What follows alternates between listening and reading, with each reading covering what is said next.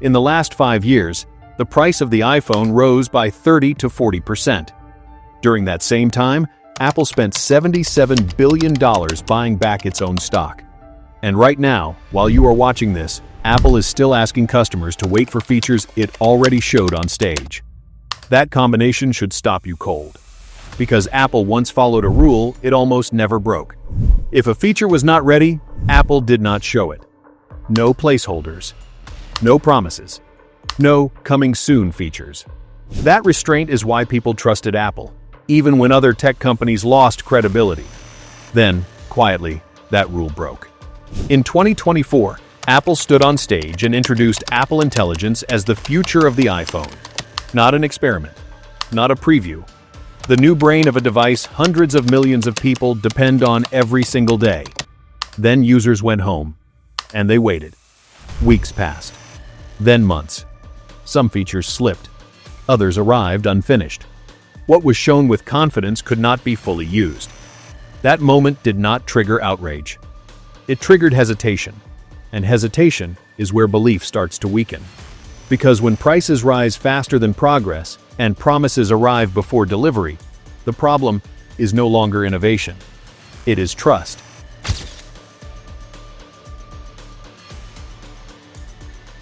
Right now, Apple still looks unbeatable. The iPhone dominates the United States. Loyalty remains high. Revenue keeps flowing. Walk into any public place and you see the same screens, the same gestures, the same blue bubbles. On paper, nothing is wrong. But stability is not momentum. Apple built something so embedded in daily life that many users stopped evaluating it at all. The phone works. The ecosystem holds. Upgrades happen automatically. Comfort replaces curiosity. That comfort is dangerous. Because when expectations shift, comfort turns into inertia. People do not feel excited. They feel settled. And settlement is not loyalty. It is habit. Right now, Apple is still winning the present. But winning the present does not guarantee the future. Especially when a company's greatest strength is familiarity, not surprise. Once users stop assuming Apple will lead the next change, stability becomes fragile. Not loudly, quietly. And quiet shifts are the hardest to reverse. If you want to understand those shifts before they hit the headlines, subscribe to Geologic. We track the signals people miss until it is too late. Because Apple's real risk is not losing users today. It is losing conviction tomorrow.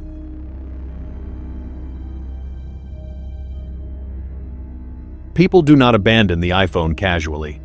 Apple knows this. The ecosystem is designed to reduce choice, increase dependence, and reward staying put. For years, it worked almost perfectly, until interruption enters the picture.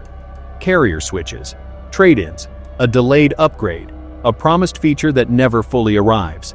These moments force people to stop and evaluate instead of upgrading on autopilot. That pause is everything. Because during that pause, Apple is no longer competing with its past reputation. It is competing with what others are offering right now. This is why overall loyalty numbers can stay high while vulnerability grows underneath. Apple does not lose users randomly.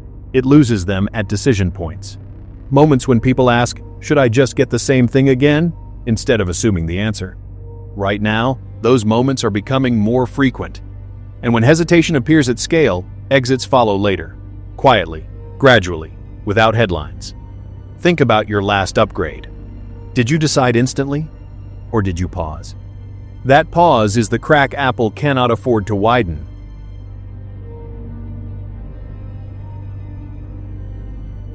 Slower innovation alone would not threaten Apple.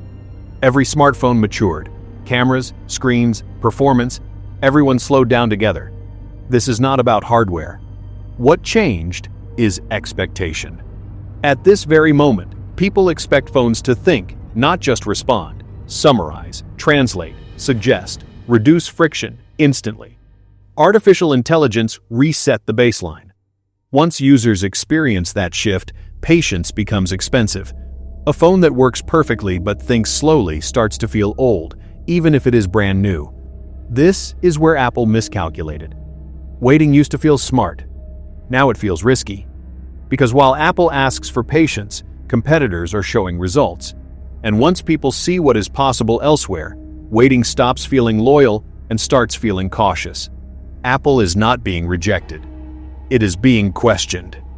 And when a company built on certainty becomes a question mark, the danger is not immediate. It's structural. That pressure is building right now, beneath the surface, while everything still looks fine. And that is exactly when change begins.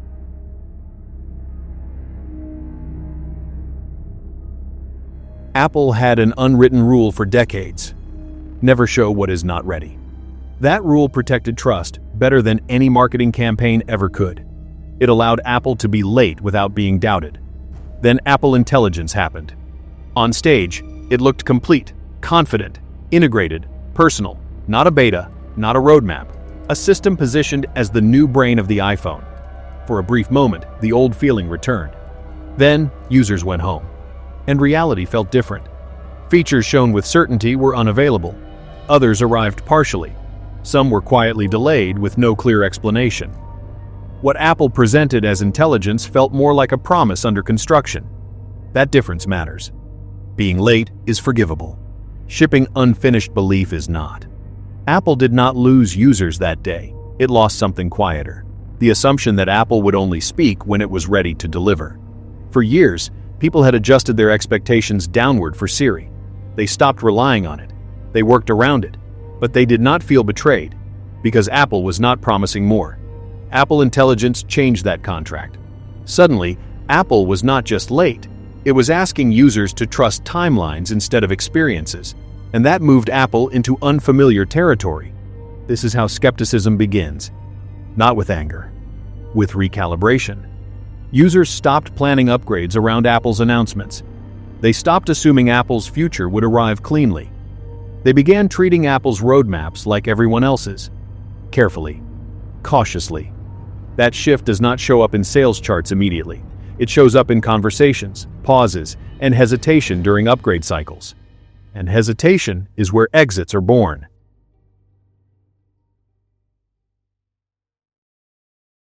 Apple's problem with intelligence is not technical. It is philosophical. Apple built its identity on control, privacy, and restraint. Data processed locally, personal information protected by design, experiences limited intentionally, not accidentally. For years, this was Apple's advantage. While others extracted data aggressively, Apple sold trust. While competitors chased scale, Apple chased polish. The trade-off felt worth it. Artificial intelligence broke that balance.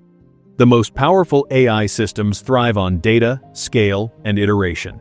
They improve by observing patterns across millions of interactions. They move fast, break expectations, and refine publicly. Apple's philosophy resists that model.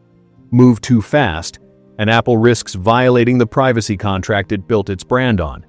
Move too slowly, and Apple ships intelligence that feels restrained next to competitors who do not share those limits. This is the trap.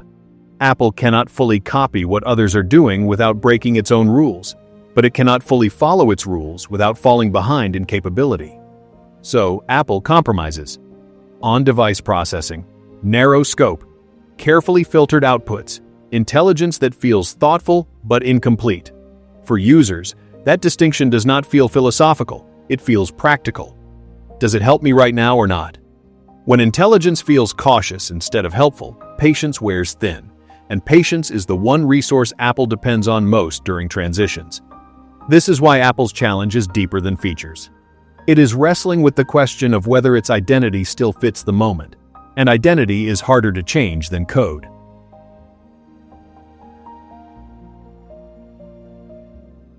When uncertainty rises, money tells the truth. While Apple Intelligence struggled to materialize on schedule, Apple executed another strategy with absolute confidence. Massive stock buybacks, predictable returns, shareholder reassurance. Billions were spent reinforcing the present. This is not inherently wrong. It is rational. Buybacks reduce volatility. They signal strength. They reward long-term investors. But timing matters. When a company faces a rare credibility challenge at the product level, its capital allocation reveals what leadership believes will matter most. Apple chose safety. Not recklessness. Not panic. Safety. That choice explains a lot. Innovation at Apple's scale is risky, AI is unpredictable. Shipping intelligence that truly feels ahead would require loosening controls, accepting visible failure, and moving faster than Apple is comfortable with. Buybacks are clean, measurable, guaranteed. So, Apple optimized. It optimized margins, it optimized product tiers, it optimized accessories, it optimized for certainty while the industry shifted toward experimentation. This is how great companies drift without realizing it. Not because they stop caring about users, but because they become exceptionally good at protecting success. And protection, over time, turns into hesitation. Hesitation turns into missed moments. And missed moments are how leadership changes hands.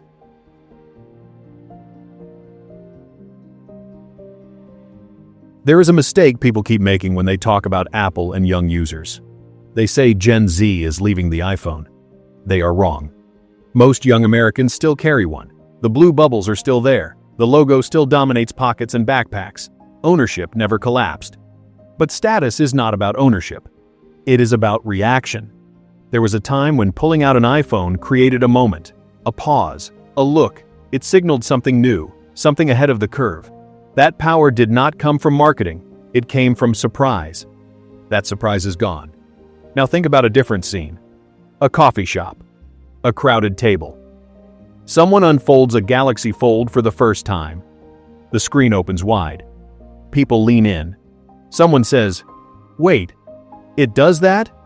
Another person reaches out to touch it. Phones come out to record. That moment matters. Not because foldables dominate the market, but because they dominate attention. And attention is where status lives. Status moved away from polish and toward capability, from design to demonstration. At the same time, the iPhone became more expensive. Over just a few years, flagship models climbed roughly 30 to 40% in price. Pro versions rose faster. Storage tiers nudged users upward. Accessories splintered into paid add-ons. And the question changed. Not, is this the best phone? But is this worth feeling bored? When prices rise and excitement falls, people stop showing products off. They still buy them, they still use them, but the cultural pull weakens. Apple did not lose its users here. It lost its gravity. And gravity is what pulls the next generation in without asking.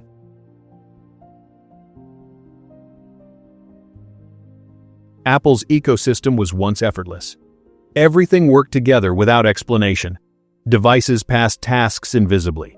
Files appeared where you expected them. Messages flowed without friction. The system felt like an extension of your intention. Then the ecosystem grew. More rules, more layers, more constraints. What once felt invisible became noticeable. Not broken, just heavy. The moment that exposed this shift was almost comical. A $999 monitor stand, sold separately, required, not optional. A punchline that landed because it felt symbolic. People laughed, but they understood. The ecosystem was no longer designed solely around user experience. It was designed around extraction points, storage upgrades, compatibility locks, accessories that worked only within narrow boundaries. Everything still functioned beautifully, as long as you stayed inside the lines. But the moment users wanted flexibility, control, or experimentation, friction appeared. Regulators noticed, developers noticed, users noticed. What once felt like protection now felt like containment. And containment becomes dangerous when alternatives promise freedom, intelligence, and speed without asking permission. Apple built an ecosystem so strong that leaving feels painful, but staying now feels deliberate.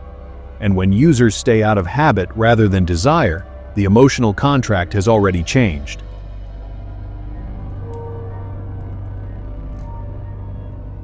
There is a quiet hope many Apple fans still hold. That one day, Apple will return with another moment. Another unveiling that resets the industry. Another product that makes everything else feel obsolete overnight. That hope misunderstands the era. This is not 2007 anymore. Smartphones are no longer blank slates. They are mature tools, layered with expectations, habits, and workflows. Leadership no longer comes from inventing a rectangle. It comes from redefining what that rectangle understands. This is why artificial intelligence matters so much. Not as a feature, As a relationship, phones are becoming collaborators. They summarize, anticipate, translate, suggest. They reduce cognitive load instead of adding it. And once users experience that shift, going back feels like friction. Apple does not need another iPhone moment. It needs another trust moment. A moment where users feel confident that what Apple shows today will work exactly as promised tomorrow. No waiting, no recalibration, no footnotes. Because in this era, trust is the differentiator.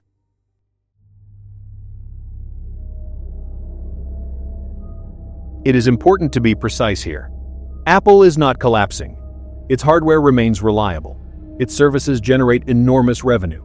Its ecosystem still works better than most competitors. For millions of people, the iPhone remains the safest, easiest choice. That matters. But safety is not leadership during transitions. It is survival. Apple's real challenge is not competition. It is expectation. Users now expect intelligence that feels immediate, complete, and confident. They expect less waiting, fewer caveats, more usefulness right now. Apple still has time. What it does not have is unlimited goodwill, especially when prices rise faster than progress and promises arrive before delivery. This moment will not be decided by a single product launch. It will be decided by whether Apple can make intelligence feel finished again. Because once trust becomes conditional, loyalty stops being automatic.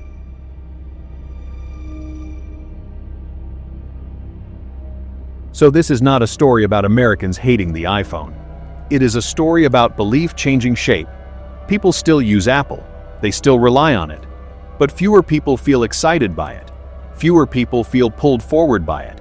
And fewer people feel afraid of missing out if they look elsewhere. That shift is quiet. And it is dangerous. If Apple can restore confidence, deliver intelligence without hesitation, and surprise again without asking for patience, it can reclaim its position. If it cannot, stability will keep it alive, but relevance will slowly slip. If you want more deep, evidence-driven breakdowns like this, subscribe to Geologic. We do not chase hype. We follow the signals that actually move people. Now tell me honestly, what would make you excited about an iPhone again? A truly intelligent assistant? A new form factor? Or something Apple has not shown us yet? Put your answer in the comments.